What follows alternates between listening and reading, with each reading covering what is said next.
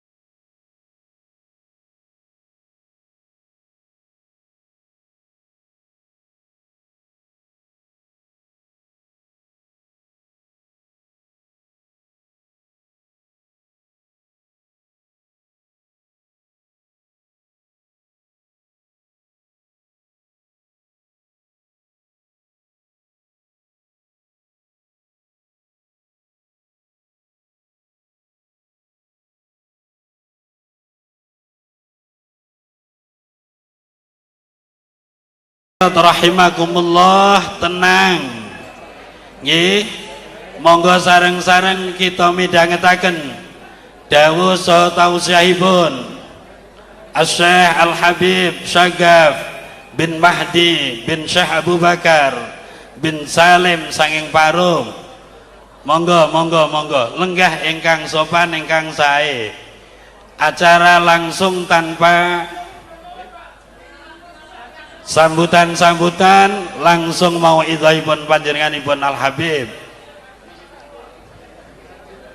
Monggo acara wonten ing dalu menika kita bika sarengan kanthi berkah umil kitab ala niyatinal khalisah wa biridaillahi ta'ala wa bi syafaati Rasulillah Muhammadin sallallahu alaihi wasallam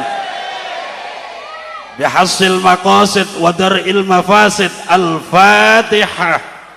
A'udzu billahi minasyaitonir rajim. Bismillahirrahmanirrahim. Alhamdulillahi rabbil alamin arrahmanir rahim maliki yaumiddin. Iyyaka na'budu wa iyyaka nasta'in ihdinas siratal mustaqim. Siratal ladzina an'amta 'alaihim ghairil maghdubi 'alaihim waladdallin. Amin. Waktu sepenuhnya kami sampaikan kepada Asy-Syaikh Al-Habib Syagaf bin Mahdi bin Syekh Abu Bakar bin Salim. Kepada beliau kami mohonkan tausiah beserta ijazah am untuk Sajaratul Fulus. Kepada yang terhormat yang kami muliakan Al-Habib Asy-Syaikh, kami persilakan.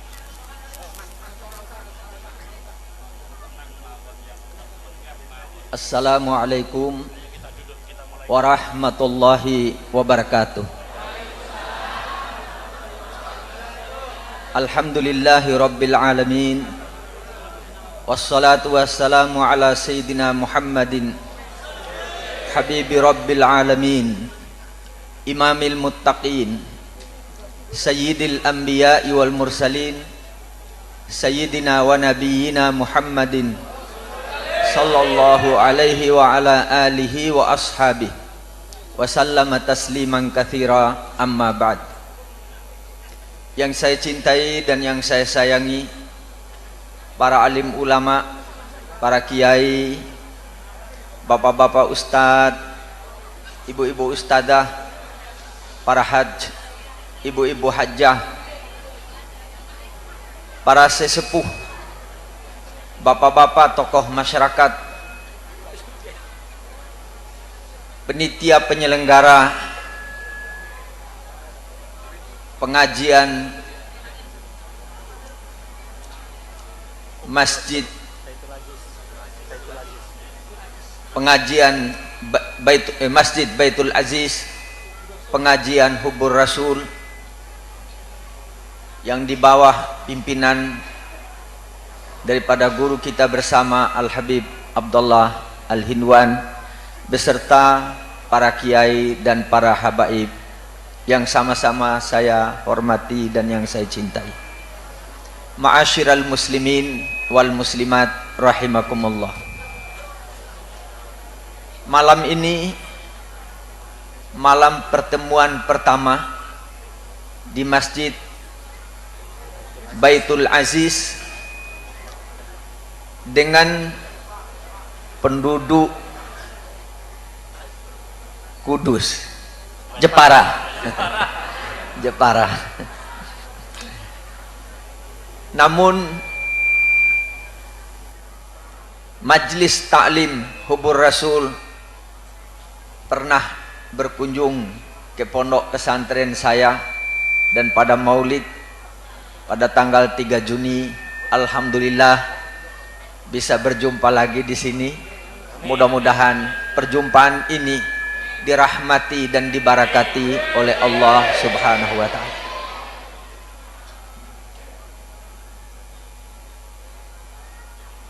Orang yang mengaji, mencari ilmu Allah, ingin memperkuat akidahnya, ingin menempatkan dirinya dekat dengan Allah, mempunyai ganjaran yang tidak ada tandingannya di sisi Allah. Julusuka fi talabil ilmi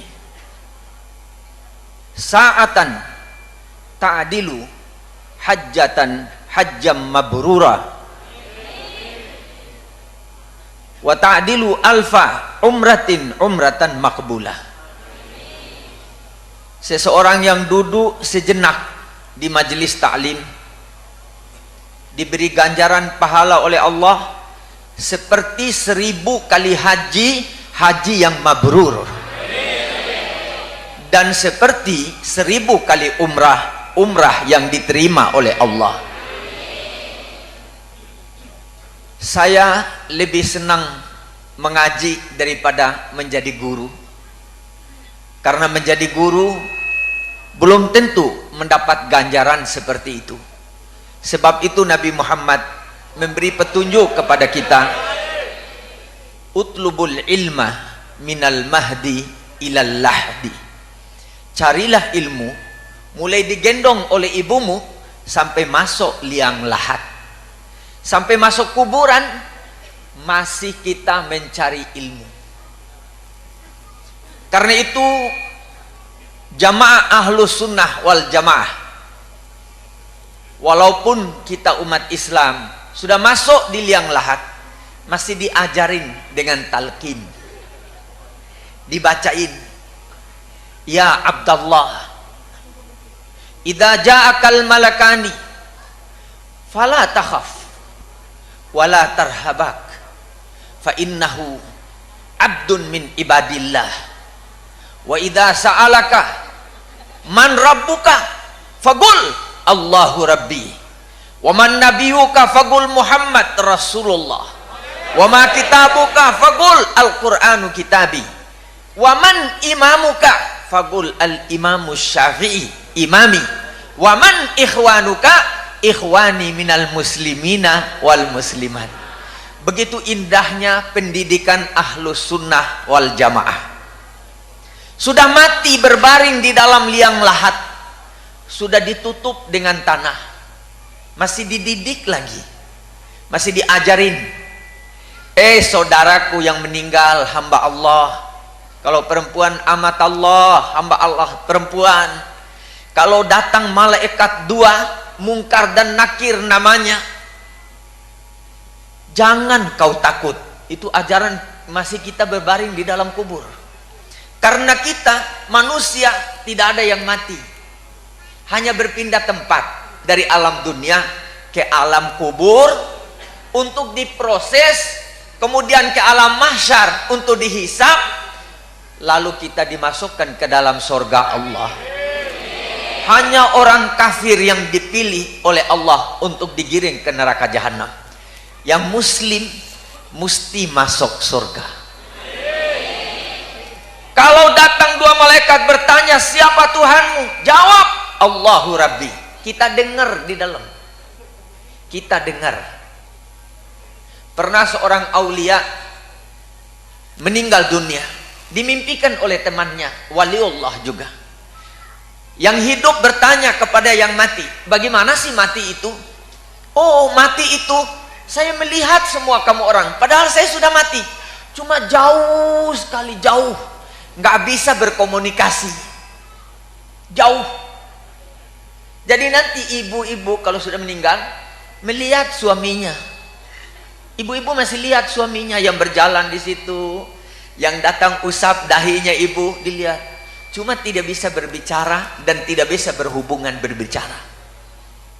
Karena itu ulama Ahlussunnah wal Jamaah mengajar lagi kita yang sudah meninggal, justru itu jangan keluar dari Ahlussunnah wal Jamaah.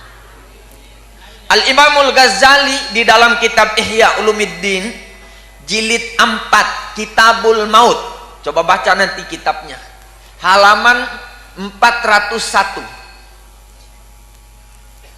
Beliau berkata, Imam Ghazali, gurunya ilmu, Qutbul Ilm, rajanya ilmu, itu Imam Ghazali.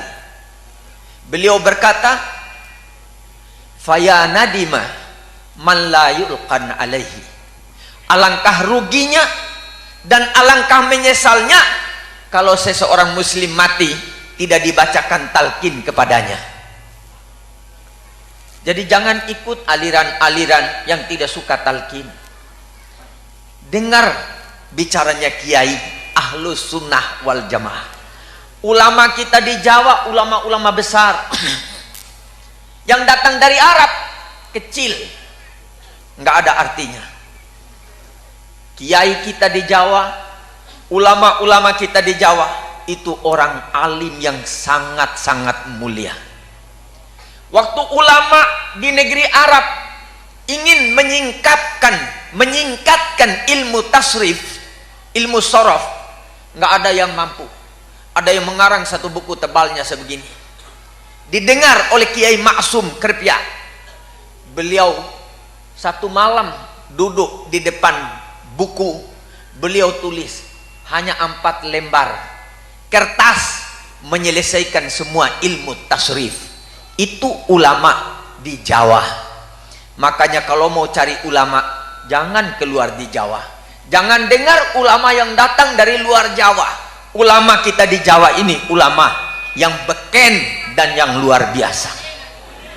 Imam Nawawi Al-Banteni di Jawa Barat mengarang tidak kurang dari 500 macam kitab tafsir, ilmu tafsir, hadis, ilmu hadis, tasrif, nahwu, usulul fikih, usuluddin, semua beliau ngarang, sehingga membuat tercengang ulama-ulama di negara Arab. Itu ulama kita di Indonesia. Karena itu kita mari rajin-rajin mengaji. Saya setelah mengaji di Indonesia, di Jawa 13 tahun, baru saya keluar ingin melihat bagaimana ulama di negara Arab. Disuruh cari guru. Malam yajid mualliman falyarhali. Kalau sudah tidak ketemu ulama yang punya ilmu yang diingini, baru boleh pergi hijrah ke negara lain. Saya sudah cari ilmu, pergi ke Arab. Waktu teman-teman dari Jepara pergi, saya cerita, senang mendengar orang yang mencari ilmu itu. Saya berangkat dari Jakarta sampai ke Bahrain karena tidak punya visa untuk masuk di Saudi Arabia. Saya tinggal di Bahrain 3 hari. Hari keempat sudah tidak boleh tinggal. Jadi saya cari negeri lain supaya bisa selamat. Tahu-tahu di bis ketemu satu ulama yang berjubah, pakai imamah, pakai sorban. Saya turun dari bis, dia pegang saya. Kau namanya Sagaf bin Mahdi bin Idrus bin sampai Nabi Muhammad dia hafal. Padahal di mana dia kenal dengan saya? Saya tidak pernah ketemu dengan dia, tapi dia sudah tahu nama saya dan sudah tahu silsilahnya saya. Dia berkata, kau tidak boleh masuk tanah Makkah. Saya bilang, kenapa? Ilmumu masih kurang. Apa yang kurang? Usulul fikih. Memang benar, di pondok saya tidak diajarin usulul fikih, hanya diajarin fikih. Jadi saya mengaji sama beliau, tapi ngajinya aneh. Loh, itu guru. Sedang-sedang saya baca kitab, datang sama botol Sprite yang sudah kosong diminum sama dia. Saya punya kepala dihantam sampai pecah botolnya itu. Mau pingsan saya. Rasanya kepala sebesar bakul. Kepala kita kalau dipukul kerasa besar. Saya noleh guru saya. Baru dia tinggalkan begitu aja. Baca lagi saya. Sebentar dia datang sama kayu sepotong. Goblok. Ya Allah. Apalagi tuan. Guru model apa yang saya dapat ini? Nah, kita baru dimarahi guru satu kali terus putus, tidak tahu mengaji lagi. 6 bulan dianiaya. Bocor di sini, ini dijahit. Dihantam, luka di sini. Tiap saya mau melarikan diri, ada suara, jangan lari. Ngaji. Sampai 6 bulan, paspor saya diminta, tiket saya diminta, dirobek sama guru itu. Nah, kalau ada guru seperti ini, boleh kita cari. Sudah dirobek. Saya bilang, ya tuan guru, ini kan paspor untuk pergi ke Arab. Lah, idhab kama ji'ta. Kau pergi seperti kau datang. Waktu kau masuk di rumah saya, apa saya ada minta paspor kamu? Enggak, Tuan Guru. Ya jalan. Berangkat saya sampai ke airport di Bahrain nih, di negara Arab yang ketat penjagaannya. Orang masuk, saya ikut masuk. Enggak ada polisi yang tanya, enggak ada imigrasi yang tanya. Saya juga kadang-kadang lihat mukanya begini, dia enggak tanya, seperti dia enggak lihat saya. Iya. Saya liwat di atas pesawat, ada kursi kosong, saya duduk sendiri di situ. Ada yang hitung, cetek. Saya dihitung apa enggak, wallahu a'lam. Waktu bagai makanan, saya dapat juga makanan. Di Jeddah, saya keluar, ada juga ragu-ragu. Tapi saya ingat guru saya yang punya barakat, yang suruh saya berangkat, mesti dia jaga saya. Ini guru. Keluar saya, orang semua kasih paspor, cop tak tok tak, cop tak tok tak. Saya nggak ada paspor, saya liwat, orang itu liwat, saya liwat terus. Dia nggak tegur, nggak bilang siapa kamu, mana paspor, nggak ada. Berangkat pergi Makkah. Sampai di Makkah, tas saya itu besar. Di Makkah saya mau ambil wudhu di bawah, saya titipkan sama orang Yaman. Saya keluar, la Yaman wala tas yang ada. Jadi tinggal kain ihram di badan. Itu ngaji. Mungkin guru itu ndak ada di Indonesia. Ada, tapi sembunyi-sembunyi gurunya. Yang banyak yang nampak seperti saya begini, tapi yang sembunyi banyak di tanah Jawa. Saya duduk di Babus Salam 3 hari 3 malam, nggak ada makan, minum air zam-zam saja. Bismillahirrahmanirrahim. Ya Allah, kasih kenyang perut saya, jangan kasih lapar. Kenyang benar. Karena keyakinan itu ilmu yang paling tinggi. Saya minum, yakin kalau air zam-zam itu adalah air yang memberikan kenyamanan, kesehatan, kenyang, semua ada di situ. Itu yang menjadi keyakinan saya. Nabi bersabda, "Lau tayakkantum bihajarin la nafa'akum." Kalau kamu meyakini sebuah batu bisa memberikan manfaat kepada kamu, kalau kau yakin dengan dia, batu, saya percaya kau kalau saya lempar itu babi pasti kena dan mati babinya. Itu kalau kita yakin. Jadi ulama-ulama berkata, al yakin al ilmu kulluh. Siapa yang punya keyakinan, itulah semua ilmu dia sudah dapat. Jadi harus punya keyakinan. Kalau kita mengaji sama Habib Abdullah, kita yakin bahwa ini guru saya. Nanti keramatnya muncul sama yang yakin, bukan guru. Kadang-kadang guru itu sembunyikan keramatnya, tapi muridnya yang dapat keramatnya. Seperti Mbah Khalil Bangkalan, dulu mengajinya di Makkah. Gurunya Asy-Syaikh Abdul Ghani. Asy-Syaikh Abdul Ghani itu kalau sore-sore, ini Mbah Khalil datang. Tuan Guru, saya mau pulang ke Madura. Ini di Makkah ini. Pulang kapan? Sekarang. Kembalinya besok. Mbah Khalil Bangkalan yang keramat di Bangkalan itu, yang di ziarah itu. Nanti gurunya putar kupingnya, hilang. Yang keramat ini siapa? Gurunya apa muridnya? Karena dia yakin sama gurunya. Gurunya putar kelingatnya, tapi Mbah Khalilnya hilang, sudah ada di Madura. Besok pagi dia panggil teman-teman, ayo kita pergi Makkah.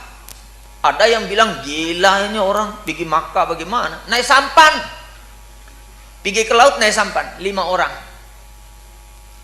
Mbah Khalil komando, yuk pegang dayung, pegang semua dayung, baca ya hayyu ya qayyum la ilaha illa anta, ya hayyu ya qayyum la ilaha illa anta, ya hayyu ya qayyum la ilaha illa anta.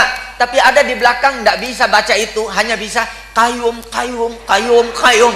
Sampai juga di Makkah karena satu perahu dengan guru. Sampai di Makkah ngaji lagi, sore-sore datang lagi tiap hari.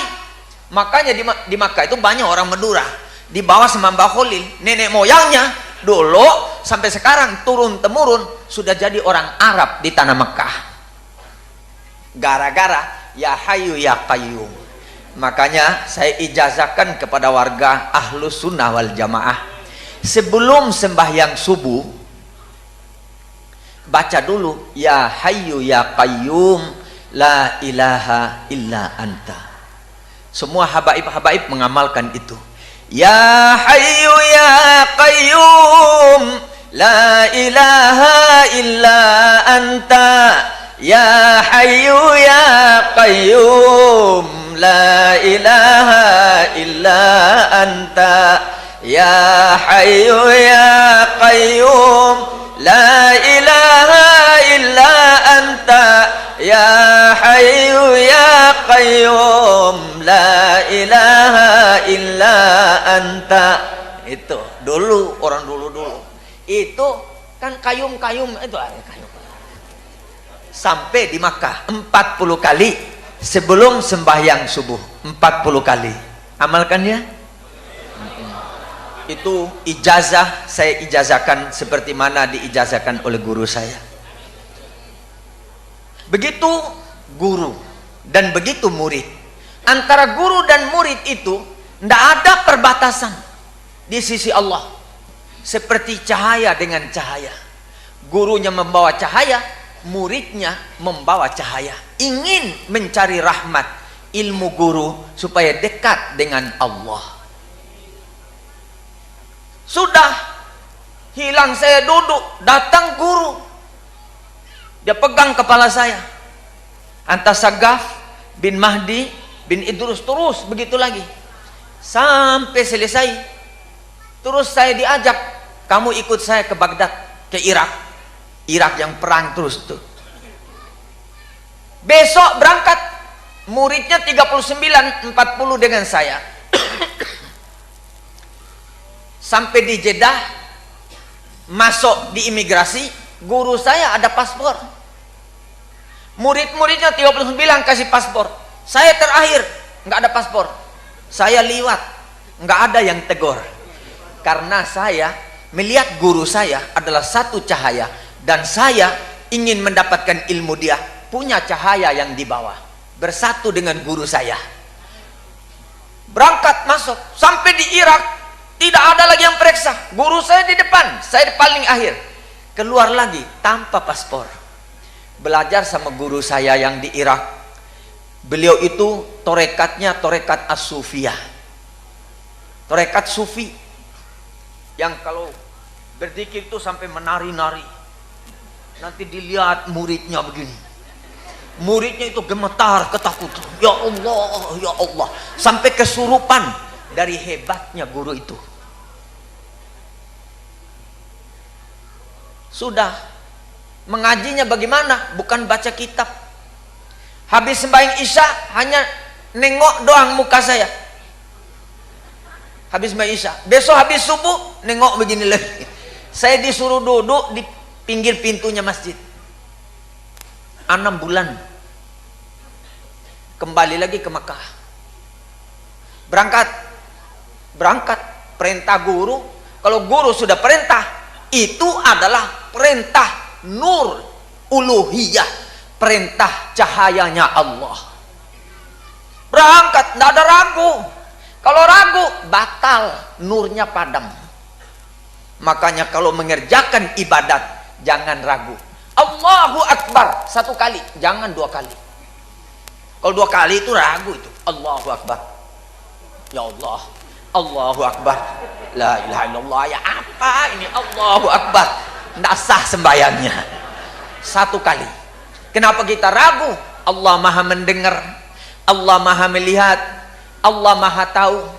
Kita kenal dia adalah Allah. Allahu Akbar, Bismillahirrahmanirrahim, Alhamdulillahirabbil alamin, Arrahmanirrahim, Maliki yaumiddin. Jangan goyang-goyang.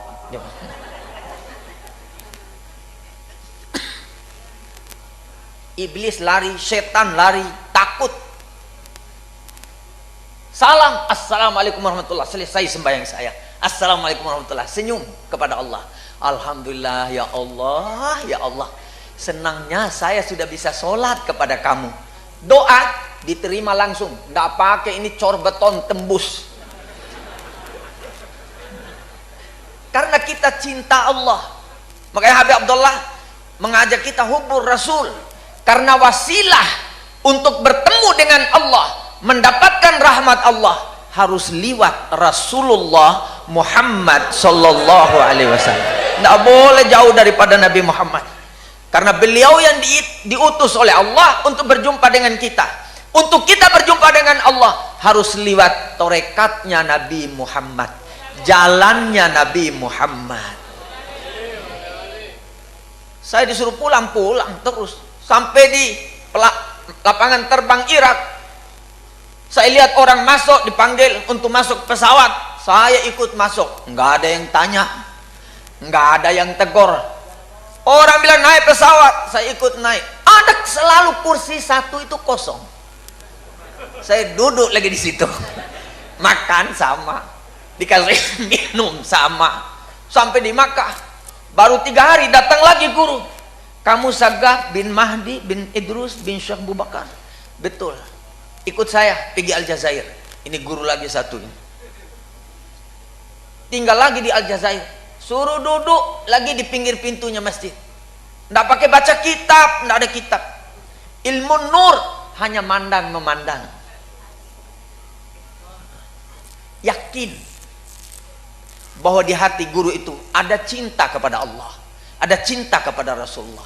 Itu yang kita mau copot untuk dimasukkan ke dalam hati kita. Hanya nengok habis main subuh doang, isya nggak lihat, terus gurunya liwat. Subuh besok lihat 1 kali. Tiap subuh dia bilang sudah tamat kamu, pergi ke Mekah. Karena saya bawa keyakinan yang dahsyat. Sampai di Makkah duduk lagi, datang ulama yang alim ini, aneh bin ajaib. Guru saya sudah bilang, kau kalau ketemu guru ini cepat-cepat keluar, jangan lama-lama. Saya bilang guru model apa lagi, jangan-jangan dia main hantam juga seperti guru yang pertama. Saya duduk di masjid, datang beliau bawa surat kabar dirobek-robek, lalu dipakai sholat sejadah. Allahu Akbar, baca-baca mau ruku, Allahu Akbar. Saya terkejut, ya Allah. Tapi hati saya itu bilang, ini gurumu. Loh, orang-orang bilang dia orang gila, hati saya bilang enggak, ini gurumu. Sudah 1 rakaat dia sembahyang, saya ambil itu kertas, saya taruh sejadah. Waduh, tambah kencang teriaknya. Sami Allahu liman hamidah. Ya Allah, dapat apa saya? Saya mundur sedikit. Kalau dia hantam saya mau lari sekali, niat begitu saya. Tapi kasafnya itu masuk di dalam hati saya. Sudah itu salamnya, Assalamualaikum warahmatullah, Assalamualaikum warahmatullah. Nggak pakai ke kiri, mukhalifah. Mukhalafah kan. Kita kalau salam kan ke kanan, kemudian ke kiri. Ini enggak, kanan terus, hantam ke kupingnya saya itu. Mungkin dia tahu saya itu masih budek.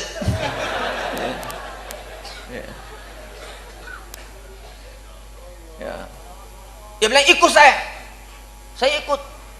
Lah tadi waktu datang jalannya itu biasa, waktu keluar sama saya dari masjid jalannya pincang. Jadi orang-orang bilang sama saya, apain ikut orang gila itu? Tapi hati saya selalu bilang, ini gurumu. Saya ikut sampai ke rumahnya, naik di tingkat 6. Ada kamar 2 kali 3 meter kamar rumahnya itu. Ada kompor kecil, ada teko kecil, teko mainan anak-anak itu. Diisi gula situ, teh di situ, isi air. Saya dulu minum teh, saya minum. Saya hitung ada 50 cangkir. Nggak habis-habis di tekonya itu. Jadi saya ada ragu gitu, kok nggak habis-habis? Saya minta 2, dia kasih 1. Bakhil, dia bilang. Kul, suruh makan saya makan, jambu bener. Baru dia masukkan tangannya, keluar ayam 2 ekor sudah dipanggang sama nasi minyak. Dia bilang dia beli di India. Padahal ada di depan mata saya dia duduk. Peti tadi kosong. Makan saya. Sudah itu dia usir saya. Roh, pergi. Kau tidak ingat guru kau bilang tidak boleh lama-lama dengan saya, nanti kau gila. Oh iya ya, saya turun. Sampai di bawah dia tarik baju saya. Mata tulu berdoa minni. Kau tidak minta doa dari saya? Saya bilang saya mau minta doa. Allahumma ja'alna minal mahbubin wa abidna min diwanil bu'ada'i wal matrudin birahmatika ya arhamar rahimin. Ya Allah, jadikan kami orang yang dicintai olehmu dan dicintai oleh orang banyak. Jangan digolongkan daripada orang yang dibenci olehmu dan dibenci oleh orang-orang yang beriman kepadamu. Itu doanya. Sangat penting dicintai teman. Sangat penting disayangi oleh orang banyak. Karena nanti kita manusia di padang mahsyar satu sama lain saling memberikan syafaat kepada temannya. Kalau ada temannya masih punya dosa, dia ambil pahalanya, saya kasihkan kamu. Itu syafaat teman dengan teman. Makanya kita harus memperbanyak teman. Hadir pengajian kan banyak teman. Siapa tahu sedang nyelunung-nyelunung di sana kebingungan, dosanya banyak. Ketemu Habib Abdullah, loh kau kan murid saya dulu itu. Benar Habib, tapi dosa saya banyak. Ini tunggu komando aja mau pergi neraka. Enggak, ini pahala saya yang lebih saya kasihkan kamu. Buang itu dosamu di situ. Itu syafaatnya kita sesama manusia. Kalau syafaatnya Nabi Muhammad itu asy-syafaatul udhma, syafaat yang agung. Semuanya kalau Nabi berkata sejumlah manapun manusia, ya Allah, saya kasih syafaat semua manusia yang ada ini, diberi syafaat oleh Allah dari sayangnya Allah dan dari cintanya Allah kepada Nabi Muhammad sallallahu alaihi wasallam. Coba bayangkan betapa banyak itu negeri-negeri yang kena bala bencana. Ada yang kena angin puting beliung, ada yang kena tenggelam, ada yang keluar lumpur seperti Sidoarjo, nggak henti-henti sampai sekarang. Di Jepara nggak ada. Yang keluar pakai trek-trek ada, tapi ukiran Jepara. Bawa rahmat dan bawa pahala kepada negara kita, negeri kita. Tadi saya dengar waktu makan, katanya di Jepara mau dibikinkan PLTN, apa ini, listrik nuklir. Terima, itu rizki besar. Jangan dah terima, jangan takut sama nuklir. Kita takut kepada Allah. Itu kalau dipasang nuklir di Jepara, itu Jakarta ketinggalan zaman. Mungkin nanti ibu kota Republik Indonesia pindah ke Jepara. Karena kalau sudah pasang nuklir di listrik di Jepara, ini bolanya 7 kali ini terangnya. Bayangkan, ibu punya listrik 500 watt menjadi 5.000 watt, bisa pakai 5.000 watt di dalam rumah ibu. Nyalanya terang benderang. Yang gelap-gelap ini jadi terang. Kena itu sinarnya nuklir. Nih bapak-bapak yang hitam-hitam jadi putih nanti. Jangan takut sama nuklir. Itu pusatnya itu untuk memberikan energi yang kuat untuk listrik-listrik kita dan pabrik-pabrik kita. Sangat beruntung. Di seluruh Indonesia baru 1 yang pakai nuklir. Di Serpong, di luar Jakarta. Jakarta enggak. Listrik Jakarta begini modelnya, tapi listrik Serpong yang begini, seperti itu nyalanya. Dan uang untuk membangkitkan tenaga nuklir itu sangat banyak, triliun. Di sini yang dulunya pendapatnya 2 juta 1 tahun menjadi 20 juta 1 tahun. Karena uang banyak dituangkan di sini. Jadi jangan dengar orang yang belum belajar. Coba nanti belajar tentang nuklir. Memang kita takut. Dulu kalau sunat itu seminggu baru sembuh. Pakai pakai pisau yang tajam. Anak-anak mau disunat lari. Sekarang sunat pakai sinar laser itu bagian dari nuklir. Ceret, langsung pakai celana pulang. nggak pakai hari-hari, nggak perlu diobat. Itu sekarang zaman kita sudah zaman maju. Jadi kemajuan yang kedua sesudah Serpong adalah Jepara. Kenapa pemerintah pilih negeri ini? Karena negeri ini banyak menyumbang devisa untuk negara. Ukiran Jepara itu kalau kita ketemu di Amerika, di sini satu kursi harganya mungkin 500.000 lebih, 1 juta. Di Amerika itu 2.000 dolar, artinya 20 juta rupiah.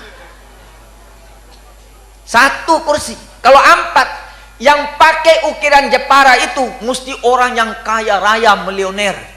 Kalau yang gembel-gembel yang kerja di pabrik-pabrik itu nggak bisa beli ukiran Jepara. Tapi di Indonesia yang kerjanya supir angkot bisa beli ukir Jepara. Ini rahmat Allah. Kalau orang Amerika datang ke rumahnya supir angkot, pingsan orang Amerika. Saya nggak kuat beli. Kau punya ini berapa? Kau punya gaji? Lah saya cuma dapat 20.000 satu hari.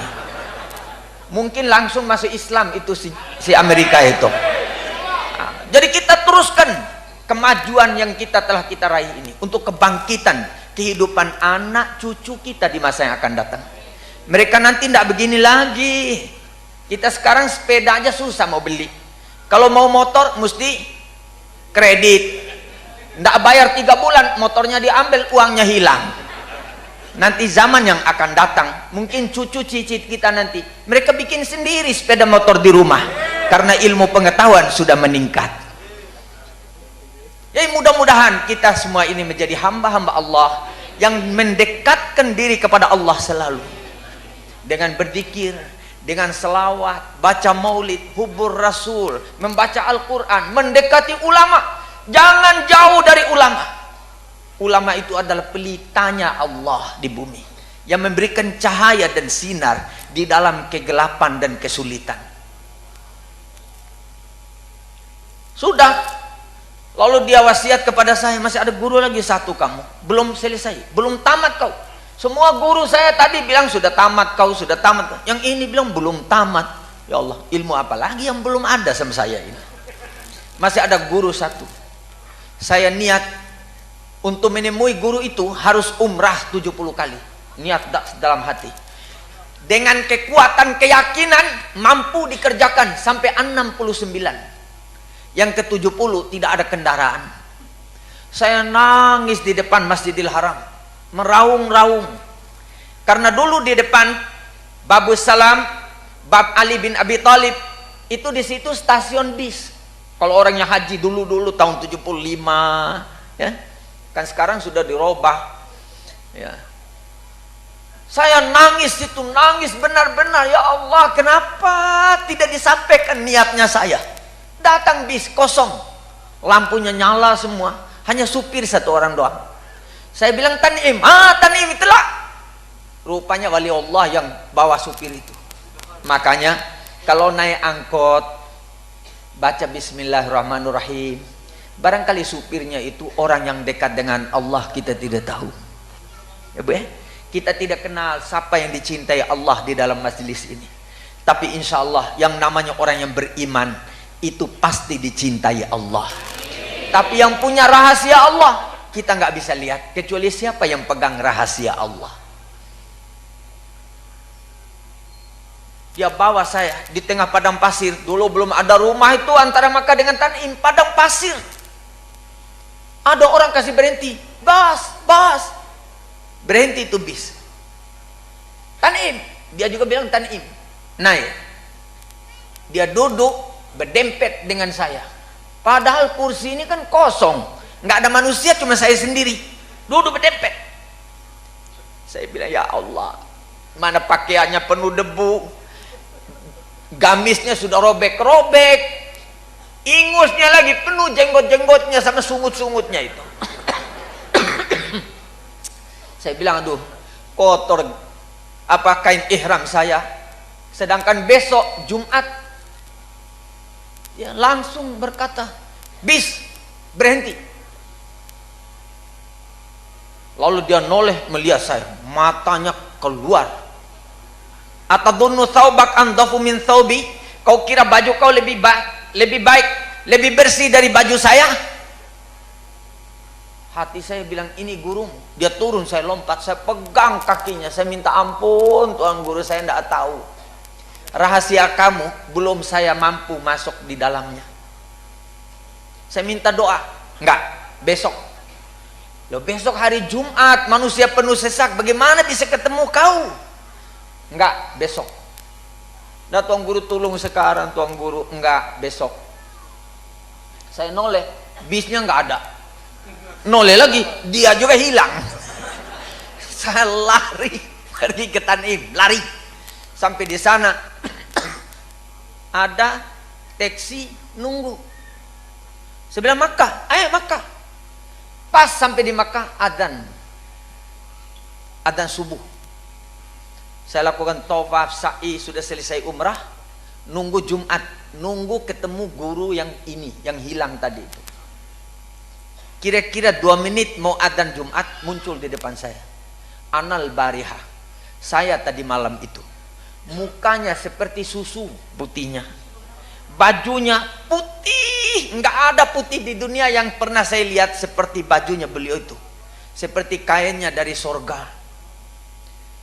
Dia suruh bangun, dia berdoa, doanya sama dengan yang kedua tadi. Allahumma ja'alna minal mahbubin wa abidna min diwanil bu'ada'i wal matrudin birahmatika ya arhamar rahimin. Hilang, sampai sekarang nggak ketemu. Kepingin juga ketemu, tapi nggak pernah ketemu. Yang diketemukan sesudah beliau doa itu, selalu saya berjumpa dengan Nabi Muhammad. Pergi ke Madinah, saya tidak mau pulang, saya mau tinggal di Madinah. Tapi Nabi selalu bersabda kepada saya, irji ila Indonesia, fa innaka fikal barakah. Kau pulang ke Indonesia, nanti barakatnya ada di sana. Saya pergi ke Makkah, tidak mau pulang ke Indonesia. Datang lagi Nabi, pulang ke Indonesia, di sana ada barakatnya untuk kamu. Jadi itulah mencari guru dan mengaji. Mudah-mudahan diberi rahmat selalu oleh Allah Subhanahu wa taala. Nah, guru saya yang memberi rahmat sehingga saya jadi begini, yaitu guru Asy-Syaikh Muhammad Balqaid yang di Aljazair. Karena waktu saya pulang, beliau itu panggil, Sagaf, kembali dulu ke sini.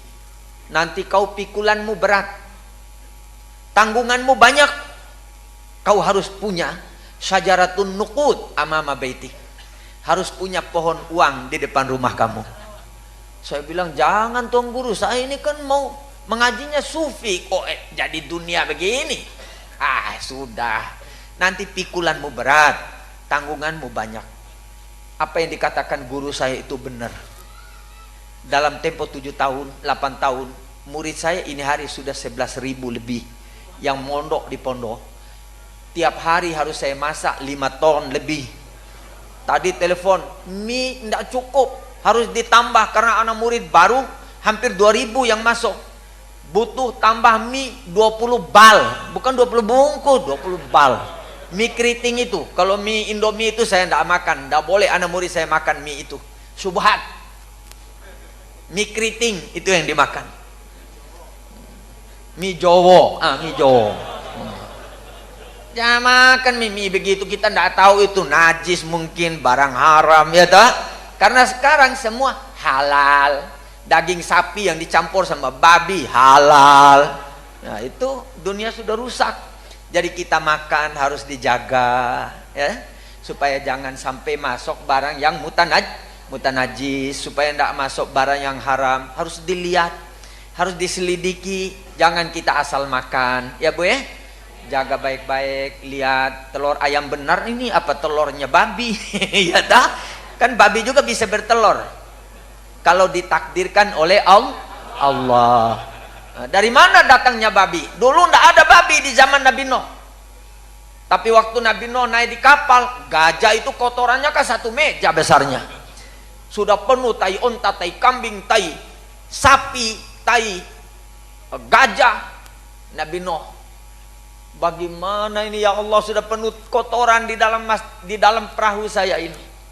Turun Jibril, usap itu dahinya gajah betina, Ustaz dari gajah lahir babi. Jadi gajah yang melahirkan babi itu. Semua dimakan, tidak sampai 2 menit sudah habis. Nah, makanya ulama kita lewat Al-Quran, lewat Nabi Muhammad mengharamkan kita makan babi, karena babi itu sangat kotor makanannya. Jadi umat Nabi Muhammad harus makan yang baik-baik, makan yang bersih. Ya ayyuhalladzina amanu kulu minat thayyibati wa'malu sholihah. Wahai orang yang beriman, makan yang baik-baik, yang halal, dan beramal solehlah kamu kepada Allah. Artinya orang yang makan yang halal akan timbul kemampuan dan kekuatan untuk beribadat kepada Allah Subhanahu wa taala. Mudah-mudahan pertemuan kita pada malam yang mulia ini diberikan rahmat oleh Allah, diberikan taufik, diberikan hidayat, dimurahkan rizki, dipanjangkan umur dalam sehat walafiat, dan diberikan ilmu yang manfaat. Hubbullah wa hubbu rasulillah. Ya ilahana ya rabbal alamin, antubarik lana fi hayatina wa mamatina wa amitna ala husnil khatimah bi barakati rasulikal karim wa bi jahi nabikal amin, antarhama abaana wa ummahatina wa jaddana wa jaddatina wa li sairi ikhwanina minal muslimina wal muslimat wal mu'minina wal mu'minat bi rahmatika ya arhamar rahimin walhamdulillahi rabbil alamin. Bapak-bapak dan ibu-ibu, guru yang memberikan ijazah kepada saya untuk supaya di depan rumah punya pohon uang, amalannya cuma selawat.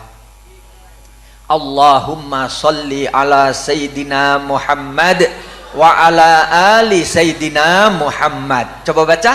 Allahumma sholli ala Sayyidina Muhammad wa ala ali Sayyidina Muhammad. Allahumma sholli ala Sayyidina Muhammad wa ala ali Sayyidina Muhammad. Allahumma sholli ala Sayyidina Muhammad wa ala ali Sayyidina Muhammad.